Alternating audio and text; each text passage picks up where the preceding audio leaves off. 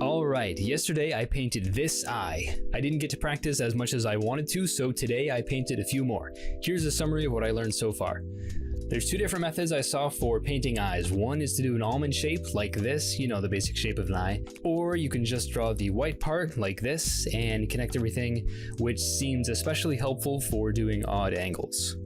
To get a more flame-like pattern, I did a bunch of different lines around the eye, and then did it again with a slightly different color, repeating that 3 or 4 times in total. Then I used the smudge tool to blend them together, added a few highlights, and then used the liquify tool to reshape it a bit. After that, I added an unsharp mask filter to clear it up.